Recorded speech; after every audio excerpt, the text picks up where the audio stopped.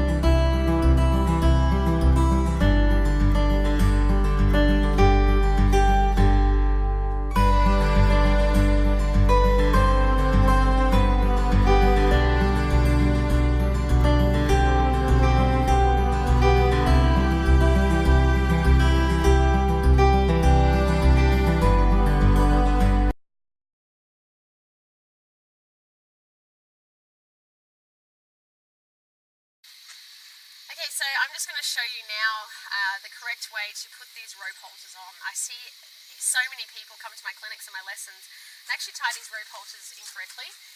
So there is actually a correct and an incorrect way to do it, and the reason being, if you do the knot correctly, it won't matter how hard that horse pulls on that halter, you will always be able to get that knot off. Now I know from experience in my earlier days that if you do the knot the other way, if the horse decides to put a lot of pressure on it, you'll be cutting that halter off. Okay, so rope halters aren't designed to be left on the horse in the paddock. It's really dangerous to leave them on the horse in the paddock. A lot of them are really quite strong, and I have heard many stories of horses getting hung up on them. So I only use these when I'm training the horses. My halters are never left on the horses. So when I ask Larry to have the halter on, I'm going to expect him to tilt his nose towards me.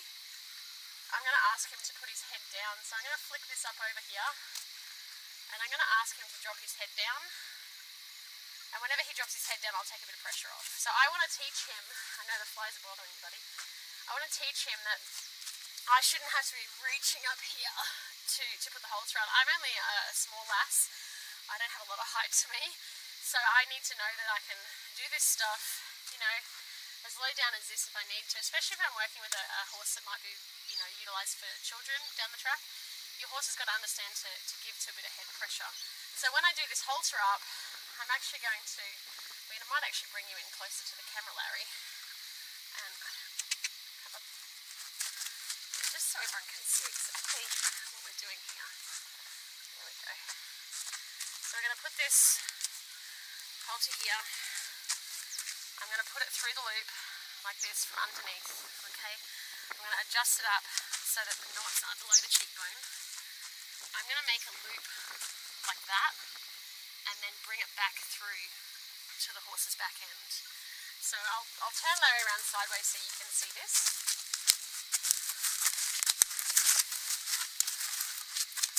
Okay, so move it back a bit, Larry. There we go.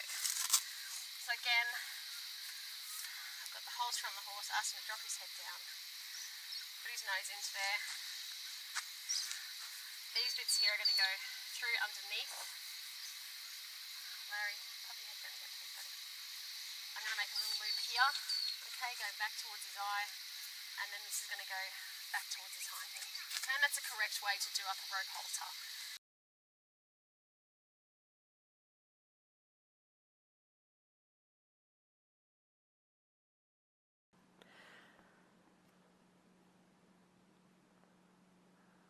I choose to tie my horses up with a reasonably short length of lead between the tie point and their halter, and I use a quick release knot whether I'm hard tying the horse directly to a solid fixed point, as well as if the horse is being tied to baling twine. Here I'll show you the quick release knot that I would normally use. I put the lead halfway through, and then I keep looping it back through into itself halfway. I can then lock it in place so the horse can't play with the popper end and undo the lead. However, I can unlock it easily, and when I grab the popper end, I can pull that and it will release quite quickly. This also avoids having any tangles around the horse's feet where he can get his hooves caught. I'll show you another way, and that is putting the lead rope all the way through and then doing a half hitch. With this half hitch, however, the horse can grab the popper end and undo himself. Rope halters can be extremely soft on the horse's face when no pressure is being applied to them. They are light and generally made with knots in particular points to apply pressure where needed. They're soft and comfortable for the horse to wear, providing they're fitted correctly. Being one continual piece of rope, they're extremely strong and will rarely break, which means no leaving them on in the paddock when the horse is unattended. If you leave them on in the paddock when the horse is unattended, you might find that he gets stuck on a fence or stall and will end up for the worst when trying to free himself. I've heard many stories of horses getting hung up on these. The strength of a rope halter ensures the horse is not able to break free of the handler or tie-up point, and learn that if he struggles and pulls back, then he'll find a release of pressure. Regular nylon buckle halters have weak points, usually near the buckles or on the buckles themselves. They very easily break when the horse puts pressure on them. If these break when the horse is being tied up or handled after he is pulled back, he will continue to pull, expecting the same result, that the halter will break and he gets free. So why do we use a 12-foot lead rope? This length, I find, is long enough to pick most horses up into a trot on the circle for circle work. Some small to average sized horses can also canter on this length, whilst it's not being too long to get tangled up around the handler or their legs. This length allows me to stay further away from the horse that is a little too active in his legs, or I can bring him in closer as needed. If the horse is inclined to want to kick out at me, I can keep him further away. It keeps me safe. Make sure you pick a rope halter that is really good quality. A good quality one will last for so many years and it'll be comfortable on your horse and do the job. Try to pick up one that's made from good quality marine rope. Troubleshooting. So you have a horse that doesn't want you to put the halter on. I'm going to show you some footage now of a couple of horses that I have had to work on to get them to accept the halter. This is Allegra. She's a 4-year-old warm blood mare. You'll notice when I first approached her with the halter, she started walking backwards. So I kind of went sideways to draw her towards me. When she came towards me, I gave her a click and a treat. As I go to put the halter on here, you can see her hesitating and resisting. She's gone to walk backwards quite a number of times. When she stands still, however, I give her a click and a treat, and then I take the halter off straight away and walk away from her. I take all the pressure off when she chooses to stand still and let me halter her. You can see her drop her head down there. She dropped her adrenaline down a bit and she started licking and chewing. I've then come in, given her a pat. I'm talking to her calmly during this session. I go to put the nose piece of the halter towards her. I've just given her a little treat and then I've gone to put the nose piece on her again. I put the nose piece on her, and as she walks backwards, I stay with her, talking to her calmly. The moment she stops her feet, I take the halter off and walk away from her. So I'm showing her every time that by moving her feet, she's not getting rid of the pressure that I am putting on her, which is very little pressure. When she stands still or she accepts me bringing the halter to her face, I click and treat, and then I retreat from her. I get the halter over her nose, stop, walk away. Now this mare had already been taught to face up and hook onto me in the round yard. So this is an exercise that she already knows. When she goes to walk away from me, I just reposition myself to draw her back in towards me. She was quite difficult with putting the halter on. She really didn't want it to happen. So I just had to explain to her that it was a positive thing, it was comfortable, it wasn't scary, talk to her nicely, and use my negative and positive reinforcement techniques as applicable. If you've done the theory session in the Foundation Horsemanship series video, you'll understand between the different techniques I'm using between positive and negative reinforcement. Negative reinforcement is just taking pressure away. So when the horse does what you ask him to do, you take the pressure off. So she stood still there and I took the pressure off. So I'm not even trying to get the whole halter on her with the headpiece over behind her ears. There's no point in going that far when she won't even accept the halter over her nose. Now I've sort of gone to put the halter over the back of her ears because she's starting to accept the halter over her nose. Once she accepts the halter over her nose, I start asking her to drop her head down a little so I'm not having to reach up. I'm insistent that they have to keep their head down while I'm doing the halter up, and I'll take the time it takes to achieve this. I'm teaching Allegra to give to a bit of head pressure behind her ears and soften to the halter, so I'm not having to reach up high to get the halter on. When she drops her head down a few times and she softens and accepts the fact that her head is down there, soft, and the halter's on, I take the halter off immediately and walk away. I can also click and treat at this point, and in fact I can click whenever I need to depending on what the horse is giving me or not giving me. Now your horse may be worse at this or he may be better at this. Either way, do what your horse needs you to do. I gave Allegra time then to lick and chew and relax. I gave her plenty of time to let go between the lessons.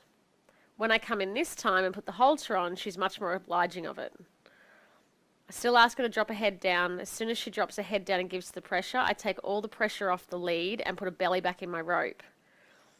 She needs to know that when her head is at a nice level for me to drop the halter, there'll be no pressure and it's a positive thing. I've just clicked and then I give her another treat. Pretty soon, Allegra worked out that haltering was a nice thing, but I didn't put it in the too hard basket. The moment I saw that Allegra had problems with this, I worked on it consistently. You can see her giving to head pressure there with the halter. I then move away from her, keep her belly in my rope, and start moving on to the next exercise. This little grey mare here is Celeste. She's a Percheron cross mare who was given to me by a client. She has been extremely abused in the past, and she was a rescue mare from the sales. Celeste gets highly nervous with the idea of a halter going on her. So I wanted to show you guys this horse because she is what a lot of you might be dealing with, a rescue horse or a nervous horse or perhaps a young unhandled horse. I use a lot of clicker training with Celeste as she responds to it well, and she's had so many bad experiences that haltering, I really wanted to make a positive experience for her. When she lets me put the halter over her nose, I click, treat, and walk away. I'm doing this from both sides of Celeste because she particularly had issues with seeing someone on the right-hand side of her eye. So you'll notice in this exercise, I'm putting the halter on both from the right-hand side of the horse as well as from the left-hand side of the horse. I put the halter up over the nose, I reach up with part of the head collar part, take it up near her ear, and when she stands and accepts it, I click and treat, and then I finish the exercise. And then I repeat. And I'm going to repeat as often as I need to. You'll notice this mare goes to put her head up. She makes it really clear in her breathing and her body language when you're there with her in real time that she is really worried about this. The poor girl has been very badly handled in the past. Now I'm working off the horse's left eye so that she gets used to seeing me on that side, putting the halter on, and then flicking the rope up behind her ears. I'm clicking when the rope is up near her ears and I've got both my hands on either side behind her ears up the high part of her neck. That is when she gets the most nervous. Her heart rate increases, she breathes really shallowly,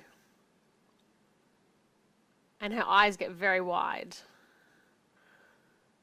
She's one of the harder horses that I've worked with in my career, and so I'm having to take a very slowly approach to her. Again, I just got to take the time it takes, and your horse may be the same. Not every horse will let you walk up with a halter and put their head in it. The aim is we want to be able to put our horses' heads in the halter, or they put their heads in the halter. They drop down to pressure, they tilt their nose to you, and everything is soft and calm. All the while you're working with them, you need to keep your breathing even and tempered. I take a lot of deep breaths. I make sure I stay very relaxed. Even if the horse gets nervous, I stay calm.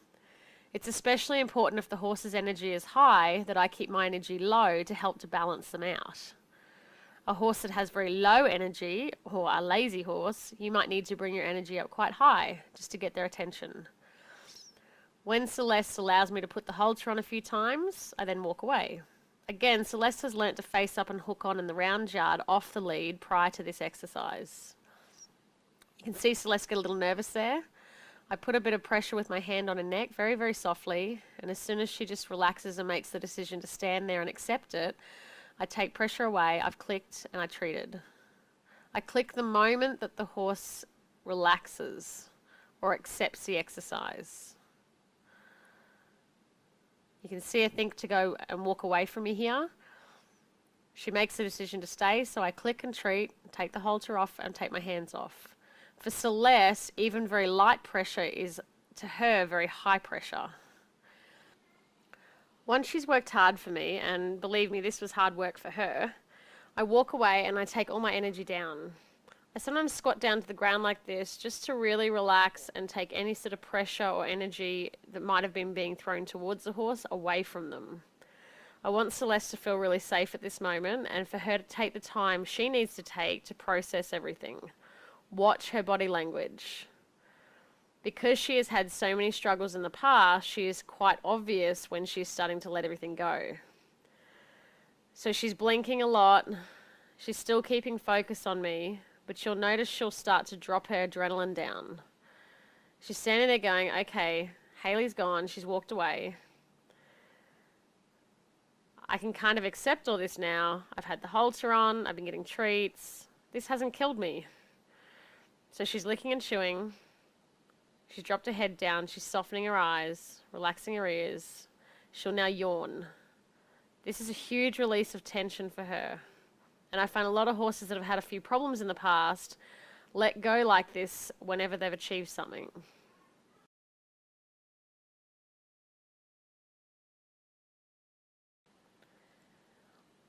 Thank you for watching. For more information, go to www.outbackequines.com or you can find us on Facebook.